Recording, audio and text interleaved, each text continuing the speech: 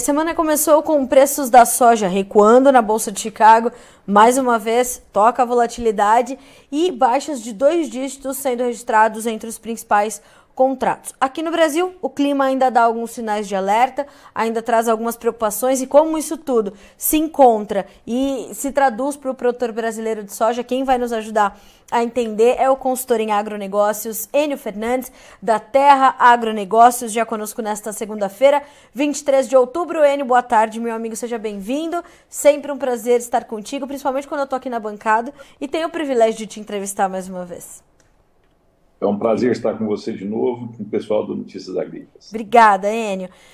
Me diga, o que motivou essa baixa que, na verdade, foi se intensificando ao longo do dia e terminamos assim perdendo mais de 10, 11 pontos nos contratos mais negociados em Chicago, Enio?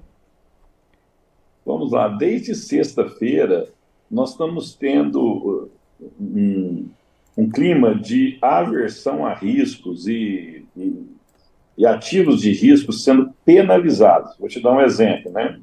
Na sexta-feira, nós vimos os Treasuries de 10 anos dos Estados Unidos pagar 5% ao ano. Ele atingiu essa taxa de rentabilidade, depois caiu. Hoje ele bateu e se manteve, pagando até acima de 5% ao ano. Isso, na visão de um investidor brasileiro, pode parecer pequeno, mas, se eu não me engano, é o maior juro nos Estados Unidos em Treasuries em 15 anos. Quando o juro a longo prazo está tão alto, qual é a sinalização? É a sinalização de dificuldade de crescimento da economia lá na frente. Dito isso, desde sexta-feira nós estamos tendo uma realização de lucros. Quem entrou posicionado na compra, ao ver esses treasuries, esses títulos americanos pagando remunerações tão interessantes, ele desfaz de ativos de risco e corre para o mercado de renda fixa internacional. Certo. Nós vimos Dow Jones cair, Standard Poor's 500 cair, a Nasdaq cair.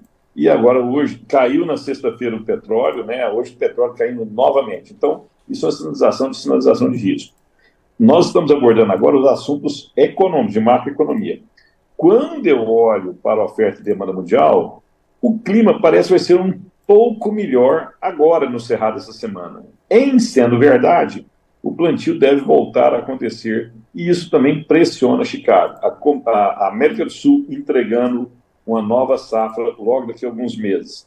Não só no Cerrado, na Argentina também estão sendo projetadas chuvas para os próximos dias, que também ajuda a semeadura da soja. Então, quando eu ponho tudo junto, é um pouco de aversão a risco, é um pouco da renda fixa internacional e também o plantio da nova safra brasileira. E também na América do Sul, como um todo. Outro ponto, Carlinha, daqui a pouco nós vamos ter o número de crop progress, lá, desenvolvimento da safra nos Estados Unidos. Alguma coisa entre 68% e 70% de soja já colhida. Agora, o mercado internacional começa a retirar os olhos da safra americana e focar em 2 pontos. Clima no Brasil, principalmente no Mato Grosso, como também as vendas norte-americanas de soja. É isso que vai estar sobre a mesa. Enio, dividindo então a nossa conversa, a nossa análise, a sua análise em 2 fundamentos, em 2 cenários nesse momento. Nós temos o cenário fundamental e nós temos o cenário macroeconômico. Antes da gente entrar no fundamental, que eu acho que é um pouco mais complexo nesse momento, ou um pouco mais detalhado, quando a gente olha para esse macro cenário, você enxerga, Enio, que a gente ainda tem uma influência desses fatores todos, dessa fragilidade da economia americana e da reação dos agentes financeiros, dessa condição geopolítica, dessa condição macroeconômica pensando na economia global. Tudo isso ainda tem um espaço com uma vida útil mais longa entre o comportamento das commodities, em especial a soja? Com certeza. Um alívio para as taxas de juros dos Estados Unidos é a queda do preço do barril de petróleo, que indiretamente você tem uma menor pressão inflacionária no mundo. Mas nós temos que lembrar que nós estamos alguns pontos sobre a mesa, né? Primeiro, nós estamos, Carla, nos encaminhando para o final do ano. No hemisfério norte, você vai para o inverno. A demanda de energia cresce.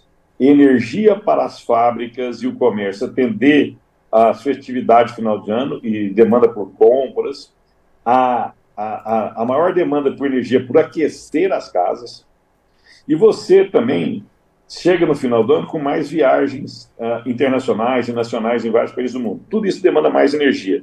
No momento que nós temos uma guerra entre Rússia e Ucrânia, e eu tenho um conflito entre Hamas e Israel num canal importantíssimo de escoamento de petróleo. E o medo do mercado é se outros países serão arrastados para dentro dessa guerra. Sim. Algo que possa acontecer que atrai o Irã para dentro da guerra, que atrai a Arábia Saudita para dentro da guerra. Então, isso é muito preocupante.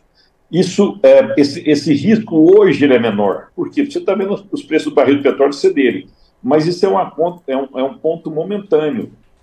É quase que certo a invasão de Israel na faixa de Gaza. Isso já foi prometido várias vezes.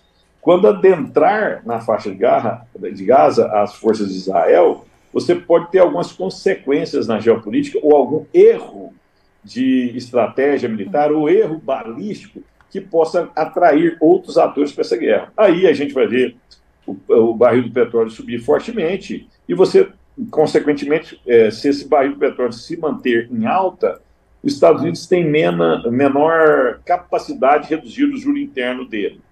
Os Estados Unidos não reduzindo o juro interno, no final do dia, o que nós vamos ter? Juros internacionais mais altos, pressão sobre o dólar, pressão sobre o dólar inflacionário. Então, a questão geopolítica, essa tensão de final de ano por demanda de energia, ela não passou, está longe de passar. Nós vamos viver por isso, vamos conviver com essa incerteza por mais algum tempo. E tudo isso reflete na taxa de juros nos Estados Unidos, que reflete no preço da moeda norte-americana a nível global. A gente está falando de um dólar aqui para o Brasil acima dos R$ 5 ainda. Na sua perspectiva, na sua análise, Enio, é um patamar sólido esse dos 5, mesmo que ele oscile um pouquinho perto disso, ou para cima ou para baixo, os R$ 5 é um patamar sólido que a gente deve ver se manter até o final do ano? Sim, e não é a visão minha. Se você olhar o boletim Focus do Banco Central, onde nós temos mais de 100 consultorias especializadas em cada um desses itens, o boletim Focus do Banco Central, que sai toda segunda-feira, o que está mostrando? Uma retração na inflação nossa, uma pequena diminuição no PIB, mas ele está mostrando o dólar, completamente norte-americano, muito lateralizado, orbitando perto de 5. E nós já estamos quase a 2 meses do final do ano, né? Então, um pouco acima de 5, abaixo de 5, é o universo que o mercado financeiro está enxergando. Isso pode mudar? Sim, pode. Mas eu preciso de um fato novo. Essa questão geopolítica é extremamente delicada. Ninguém pode prever o que vai acontecer. Por quê, Carla? Vou te dar um exemplo. Você viu agora esse acidente no hospital na faixa de Gaza. Primeiro acusaram Israel, depois não era mais Israel. Se foi um erro balístico ou não quero entrar nessa questão, mas sim, algum fato não planejado, imponderável, pode pegar essa guerra e elevar muito a atenção dela, catapultar essa guerra.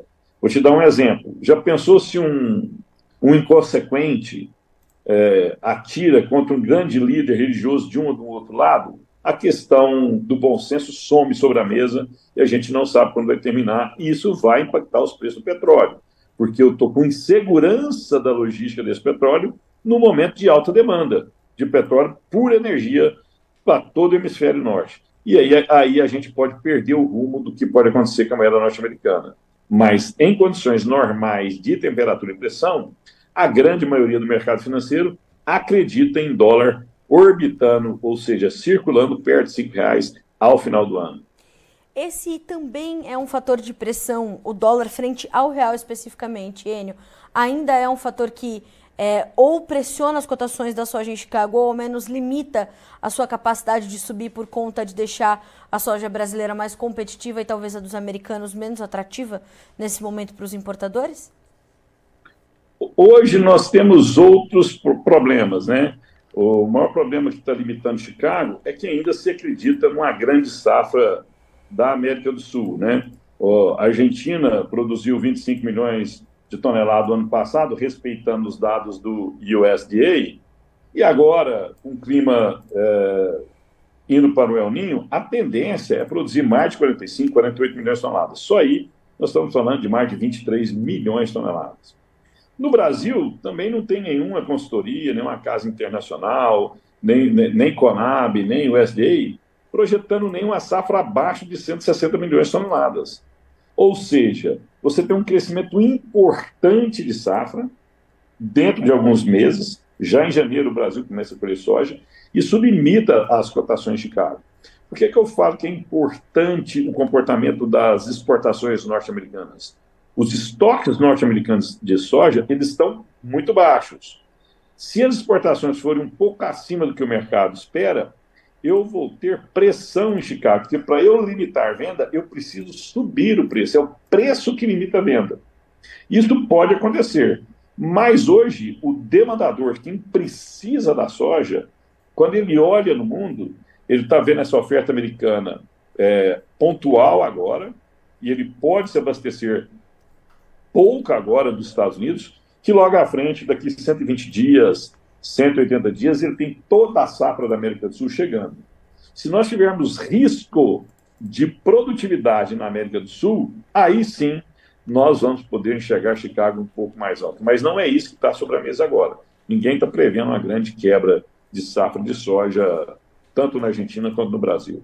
Ótimo. Inclusive, hoje conversei com um analista argentino e ele trazia essas perspectivas bastante positivas para o campo, embora na condição política eles estejam num cenário ainda bastante incerto, né, Enio? Sim, e outro ponto aqui, né? Hoje, quem está na frente é o ministro da Economia desse atual governo. Poucas mudanças vão ter. Sim. A Argentina está desesperada por moeda norte-americana. Ela precisa de dólar. Se for realmente o atual ministro da Economia a se tornar presidente da Argentina, no final do dia, você vê poucas mudanças na política econômica argentina ou principalmente na política tributária, de taxação das exportações. Sim. Isso não muda o quadro. Quando a gente olha a possibilidade do outro candidato ganhar, o Milei, ele tem novos planos, mas ninguém consegue mudar uma política econômica do dia para a noite. Você tem um tempo de maturação, você tem que negociar internamente, você tem que preparar a economia para isso.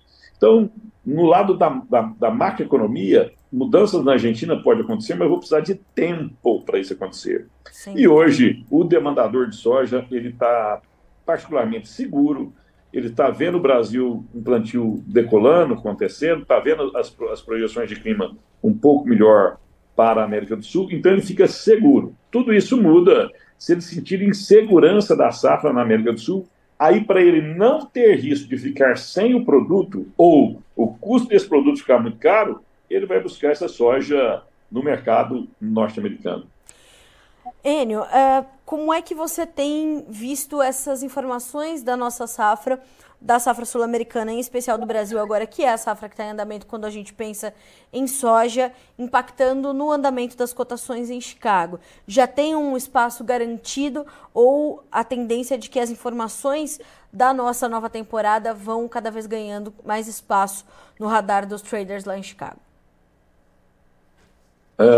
O Chicago já está mostrando isso para nós. Se você prestar atenção, o contrato que precifica a safra da América do Sul é março e maio em Chicago. Poucos dias atrás, esse contrato orbitou em $14 por bushel. O preço mais alto desse contrato foi $14,27 por bushel. Hoje, nós fechamos entre 13,18 13,32 bushels points, tanto no contrato março quanto no contrato maio, respectivamente. Ou seja, conforme o plantio brasileiro foi acontecendo, conforme o produtor brasileiro foi semeando, e nós estamos com risco, porque o clima não está muito favorável, mesmo assim, Chicago cedeu. Quanto mais certeza o mercado internacional tiver da safra sul-americana chegando ao mercado com segurança, logicamente, nós vamos ter pressão de cotações de Chicago. Quanto menor for essa certeza, aí a gente pode ter altas em Chicago. E eu tenho que fazer um outro ponto aqui. Preços altos em Chicago não significam preços altos aqui. Por quê? Quando eu olho a oferta de soja nos Estados Unidos, ela é restrita se o plano de exportação estiver correto. O estoque final lá em setembro do ano que vem, final de agosto do ano que vem, desculpa, ele vai ser pequeno, menos de 6 milhões de toneladas. Isso dá uma relação estoque-uso baixa. Por isso nós estamos vendo Chicago perto de $13 por bushel. Agora, a safra brasileira chegando, a gente colher 164, 165, a Argentina colher 48 milhões de toneladas, 50 milhões de toneladas de soja, nós vamos ver os prêmios corrigirem essa grande oferta na América do Sul e uma oferta restrita lá nos Estados Unidos. A função dos prêmios é isso, ele é um amortecedor que transforma a oferta da soja aqui dentro versus nos Estados Unidos. Por isso, poucos dias atrás, mesmo com soja que os produtores não vendendo, nós encontrávamos preço de 110 acima. Hoje você tem 100 acima no Porto de Santos, frente às cotações de Chicago. Ou seja, você tem essa correção, porque a oferta aqui contra a oferta lá. E a sua perspectiva, Enio, qual é para a nossa safra? A gente tem tido um arranque inicial um pouco turbulento, complicado. A gente tem uma irregularidade que marca muito esse início de safra. Chove demais num lugar, chove de menos no outro. Como é que tem sido a sua perspectiva e, diante da sua experiência, como é que você está avaliando esse início de temporada? Depois de um longo período analisando a safra no Brasil, tirando momentos realmente drásticos, né? Nós chegamos a perder 25 milhões de toneladas recentemente, né? Mas quando a gente olha, na maioria das vezes, em anos de El Niño, é favorável para a safra na América do Sul. Esse ano é um ano de El Niño. Se ele é forte ou fraco, eu não quero adentrar nessa questão, mas é um ano de El Niño. Segundo, nós estamos tendo dificuldade de plantio, sim. Pode atrasar um pouco mais, mas no final do dia você ter uma safra boa no Brasil, uma safra de soja boa no Brasil, parece que é mais comum do que você ter quebra de safra aqui. E eu gostaria de finalizar o seguinte, eu posso plantar mais tarde, esse plantio mais tarde pode diminuir um pouco a produtividade, mas nós temos que lembrar que só o Rio Grande do Sul pode entregar 7 milhões a mais de toneladas do que o ano anterior. Se nós colhemos 156 com mais 7, já dá 163 milhões de toneladas. Nós podemos crescer mais 2 milhões de toneladas, um crescimento de 1,5%, só de contratos que já foram feitos anteriormente, que os produtores arrendaram áreas para abrir em 2, 3 anos, seria natural um aumento de área de 1%. Isso nos daria 164, 165 milhões de toneladas. O número da terra agronegócio é 164,48 hoje. Logicamente, se a gente tiver problemas de pluviometria, de clima, que se a poderosa mãe natureza não nos ajudar, aí a gente vai reduzir isso conforme os acontecimentos. Mas hoje não tem isso sobre a mesa ainda. Um caso de replantio ali, um replantio ali, é menor lucro para o produtor, ou, na verdade, prejuízo. Mas a soja acaba chegando ao mercado. O que está me deixando com ponto de atenção é o plantio da segunda safra. Nós estamos chegando no final do mês de outubro. O ciclo médio da soja brasileira é algo perto de 120 dias. Se você voltar a plantar hoje, nas regiões do Cerrado, tem muita região parada de plantio. Se você plantar hoje, ou essa soja começar a emergir hoje, eu vou colher ela no final de fevereiro, perto do dia 25 de fevereiro, 24 de fevereiro. Ou seja, no finalzinho da janela para o plantio de milho de segunda safra. E milho plantado tardiamente no Brasil, adentrando ao mês de março, nós poderemos ter frustrações quanto à produtividade. Por isso que nós estamos vendo as vendas de semente de milho extremamente baixas, as vendas de insumos específicos para milho também comprometidas. Agora, Enio, como é que isso se junta às informações de uma comercialização bastante lenta com a safra 23-24 e, naturalmente, as vendas de milho safrinha do ano que vem também estão bastante contidas por um comportamento do produtor que é justificável, né? O produtor está sem saber muito bem para onde vai a sua safra, se vai ter de replantar ou não em alguns lugares, e isso deixa a nossa comercialização um pouco mais lenta do que gostaríamos que estivesse. Isso também é outro sinal de alerta que o mercado brasileiro acende nesse momento? Sim, cara, o ponto é muito importante. Vamos lá. Os produtores do ano passado foram muito feridos por concentrar a comercialização num período curto, né? Muita oferta num período curto.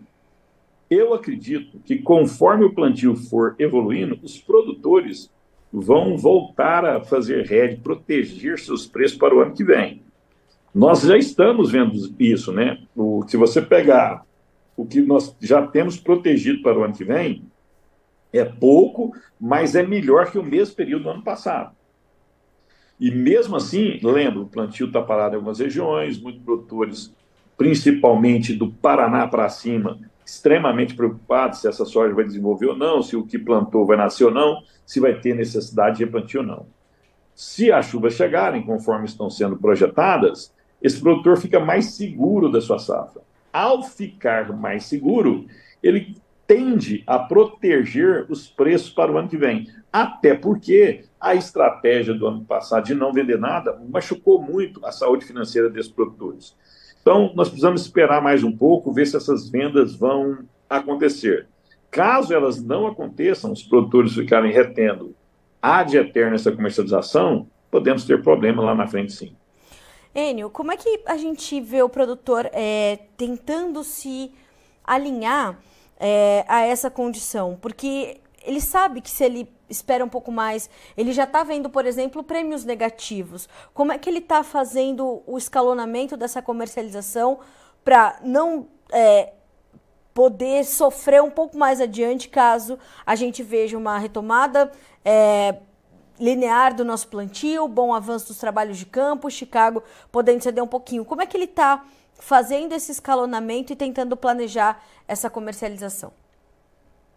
Eu, na verdade, quando eu analiso o comportamento dos produtores brasileiros, eu respeito muito, porque aqui ele tem que negociar Chicago, ele tem que entender de câmbio, ele tem que entender de várias coisas.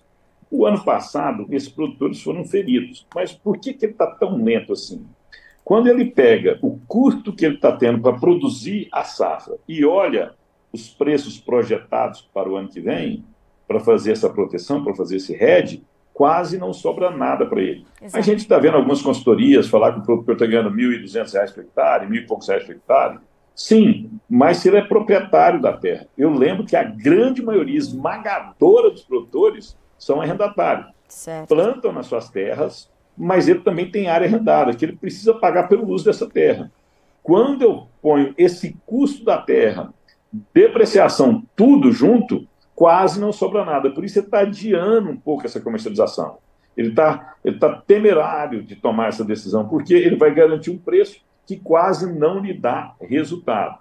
Além disso, conforme eu falei anteriormente, a insegurança da safra. O clima não está ajudando, não dá confiança nele a ter produtividade. Os produtores brasileiros esse ano eles têm que tentar entender que este ano é um ano de buscar máxima produtividade. Não vai ser a comercialização que vai transformar a vida dele. Outro ponto também é o seguinte: custos menores, mas margens muito achatadas. Mesmo assim, esses produtores fizeram operações mais sofisticadas. Teve operações de contrato de componentes, que o produtor foi lá, travou só Chicago, para depois travar bases e prêmio e custos. E também teve produtores que travaram em dólar, esperando o repique do dólar para depois travar o dólar. E teve produtores que foram lá e travaram tudo, né? Já tem o seu preço em reais na sua mesa, já em cima da sua mesa. O ano é difícil, mas eles estão tentando criar estratégias para sair vencedor lá na frente. Não é fácil você ter um custo de produção e um preço projetado que empata para você tomar a decisão de vender. Principalmente no começo do plantio, quando o clima ainda é muito insegurança. Então, no final do dia, eu acho que esse fechamento cadenciado dele, sim, na questão dele, que ele precisa do grão para fechar suas contas, eu acho até ponderado. O que ele não pode fazer é ele ter certeza da sua produção e não travar nada. Lembro que a gente falou daqui a pouco atrás, né, há poucos segundos atrás.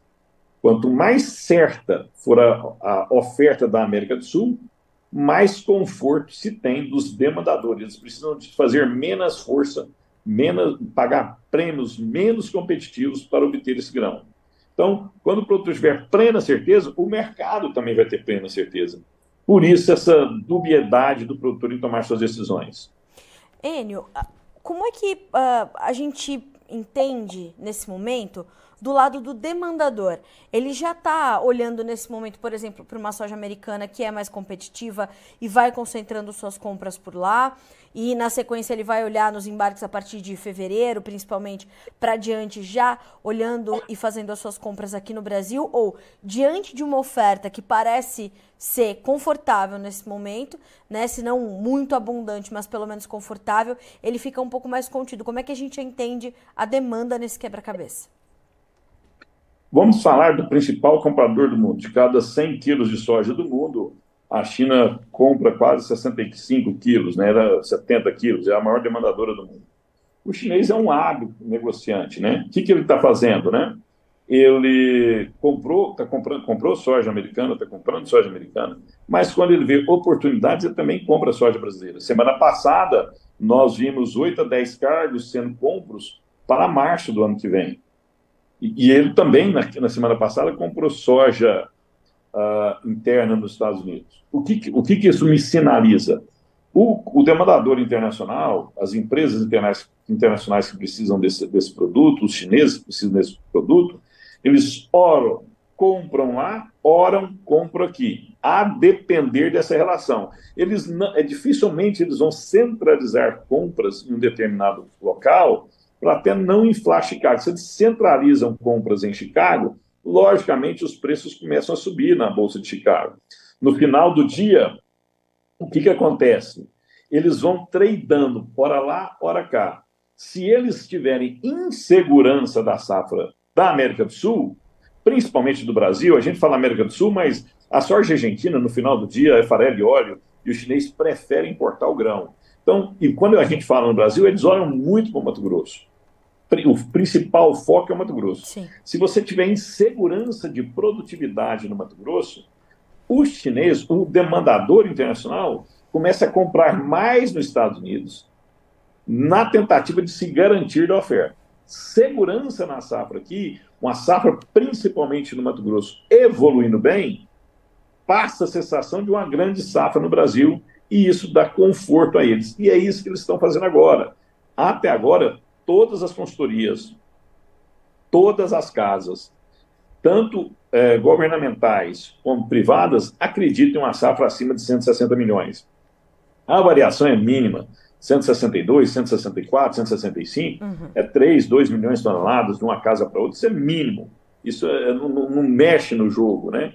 Isso dá segurança a esses demandadores. Enio, para a gente finalizar o nosso entendimento desse início de semana, como é que estão os mercados de farelo e de óleo, que também têm trazido alguma volatilidade ali em Chicago? Como é que eles dois têm se comportado e como isso pesa para o mercado de grãos nesse momento? Muito boa sua pergunta, até para a gente desmistificar. Hoje, você esmagar a soja, fazer farelo e óleo, dá boas margens aos operadores, dão boas margens, né? Tanto aqui como lá fora, né? Principalmente aqui, nós estamos indo para o final do ano, algumas fábricas começam a parar para fazer manutenção, outras já atingiram o seu número do que precisa ser adquirido para conseguir esmagar até a entrada da próxima safra, e indiretamente esse conforto de número já pronto, ou de eu parar para fazer manutenção na minha planta, eu limito um pouco a oferta de farelo e óleo. Isso melhora as margens. Quando eu olho para os Estados Unidos, muita gente falando na retração de demanda americana, o USDA falando até no consumo menor de soja nos Estados Unidos. Eu, particularmente, a Terra Agronegócio particularmente, não acredito nisso, porque o investimento que foram feitos nos últimos meses, 12, 14 meses, nos Estados Unidos, em novas plantas de biocombustível, principalmente de soja, biodiesel de soja, foi muito forte. As margens do etanol nos Estados Unidos estão muito, muito boas. Então, quando eu olho isso, o industrial é estimulado a esmagar. Ele é estimulado a fazer o grão. Pois bem, margens melhores no esmagamento e oferta de soja. A tendência é que esse esmagamento rode a pleno. Eu não acredito muito nessa redução de esmagamento nos Estados Unidos, principalmente devido aos mandatos de biocombustíveis lá. E, de novo, a gente estava falando um pouco tempo atrás no preço do petróleo, tanto que ele é importante para todas as commodities do mundo, né? O petróleo é a rainha de todas as commodities, é a commodity mais negociada do mundo, e ela sinaliza, sim, como está a demanda para o crescimento mundial. Toda vez que o preço do barril de petróleo sobe, indiretamente eu estimulo maior demanda de biocombustíveis, tanto o biodiesel como o de etanol. E isso facilita a negociação dessas esmagadoras lá fora, né? Então, daqui para o final do ano, a demanda por petróleo e biocombustível, na minha visão, aumenta. Por isso eu acho que eu sou favorável a esses preços do farelo. E lembrar que a Argentina está fora do jogo do farelo, né? Do óleo. Ela teve um problema climático muito forte. Essa realidade muda completamente para o ano que vem. A Argentina deve voltar fortemente a ofertar farelo e óleo, e isso vai mudar. Mas no curto espaço de tempo, o cenário é positivo, tanto para farelo como para óleo. Enio, a última pergunta. Para o produtor, qual é a principal orientação nesse momento? Ele não vender muito, não avançar muito agora se está com problemas no plantio. É acertado ou dá para ir escalonando e pulverizando um pouquinho essas vendas e garantindo pelo menos os seus custos? Qual a orientação que a gente dá para o produtor brasileiro começar essa semana no mercado, dessa audiência que está nos ouvindo agora? Então, vamos lá. A primeira coisa que o produtor precisa ter na mão é o seu custo de produção. Ele precisa saber quanto custa realmente o seu produto. Se ele paga a renda, se ele não paga a renda, qual é o investimento que ele fez, qual é o investimento que ele não fez. Outra coisa, as suas obrigações para o próximo ano. Além do custo, tem maquinário que esse produtor comprou, que ele precisa pensar nisso. Se ele adquiriu terra ou não, ele precisa pensar nisso também. Ele vai precisar de desembolso de caixa. Então, ele tem que ter esses números na mão. Segundo, é verificar se a média da produtividade dele, nos atuais preços que estão sendo projetados para o ano que vem, tanto em dólar ou em reais, a depender do que ele está devendo, se isso lhe garante margem. A gente veio de anos de margem muito altas e o mercado não se comporta assim sempre com margens excelentes. Então ele precisa ter um plano comercial, achar qual é o break-even dele, de qual patamar de preço, qual o ponto de equilíbrio dele, qual o patamar de preço que dali para frente lhe interessa vender. O produtor, ele vai produzir soja, ele senta com o agrônomo, discute a variedade que ele vai plantar, ou com os seus amigos, ele discute a variedade que ele vai plantar. Ele discute qual o equipamento que ele vai utilizar, qual que é a melhor plantadeira que ele vai utilizar. Ele discute qual o produto químico que ele deve utilizar, qual que é mais eficiente, qual que não é mais eficiente. Então, ele tem um planejamento agronômico. Ele precisa ter um planejamento comercial. Se você não planeja, você não toma decisão, você fica sempre inseguro. Se eu tenho um plano, o mercado mudou, eu ajusto o meu plano. Mas eu preciso ter um plano inicial, porque senão você fica sempre esperando o melhor preço. E a minha vida me ensinou um negócio, o melhor preço a gente sabe só depois que ele aconteceu. Verdade. A não tomada de decisão é uma decisão que às vezes pode prejudicar esses produtores. É verdade. Enio, acho que dessa forma a gente começa muito bem a semana acompanhando as suas orientações, né, as suas sugestões, a sua análise sempre brilhante. Quero te agradecer muito pela disponibilidade, pela agenda e por estar conosco nessa segunda-feira, meu amigo. Muito obrigada. Eu que sou grato, é sempre um orgulho estar com vocês. Um bom plantio a todos. Obrigada, Enio. Bom trabalho para ti, meu amigo. Até a próxima. Boa semana. Um abraço. Tchau, tchau. Enio Fernandes, senhoras e senhores, e aí o que a gente entende, né? O mercado está realmente se redesenhando, né? A gente percebe que há uma busca do produtor por tentar equilibrar os trabalhos de campo com a sua comercialização, busca saber para onde podemos caminhar com preços, e o Enio Fernandes traz uma orientação importante nesse final da sua fala.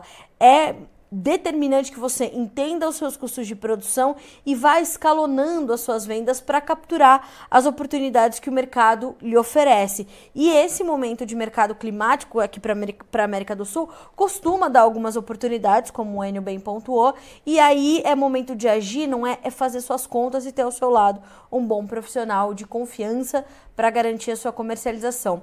Vamos ver como ficaram os preços, e a gente começa com os números da soja na Bolsa de Chicago. A soja soja, como eu já havia adiantado, fechou com baixas significativas, de 12 a 15 pontos e meio. O novembro, 12 dólares e 86 centos por bushel, 15 pontos e meio de queda. O janeiro, 13 dólares e 5, 14 pontos mais 75 de baixa. O março, 13 e 18, com 12 pontos mais 75 de baixa. E o maio, recuando 12 pontos, fecha com 13 dólares e 32 centavos. No milho, os preços também fecharam no vermelho. Dezembro, 4 dólares e 90, perdendo 5 pontos mais 25. O março, 5 dólares e 4, com queda de 5 pontos. O maio, 4 pontos e meio de baixa, também para o julho, 4 pontos e meio de queda. O maio fecha com 5 e 12, o julho, 5 dólares e 17 centavos por bushel. E para finalizar, os preços do trigo. Estes com estabilidade encerram o dia. Dezembro, 5 dólares e 87, 1 ponto mais 25 de alta. O março, 6 dólares e 15, subindo 1 ponto e meio. O maio, 6 dólares e 31, 0,75 de ganho. E o julho, 0,25 de baixa, 6 dólares e 45 centos por bushel. A gente fica por aqui com as informações do mercado de grãos nesta segunda-feira, concluindo a nossa programação ao vivo, mas já te convidando a continuar conosco nesta segunda-feira, para ser o produtor rural mais bem informado do Brasil, porque já está chegando Conexão Campo Cidade, com um timaço de gigantes pensadores do agronegócio brasileiro, discutindo ali pautas importantes desse momento para o nosso setor. É um instante só, a gente volta já já. Notícias agrícolas, informação agro-relevante e conectada.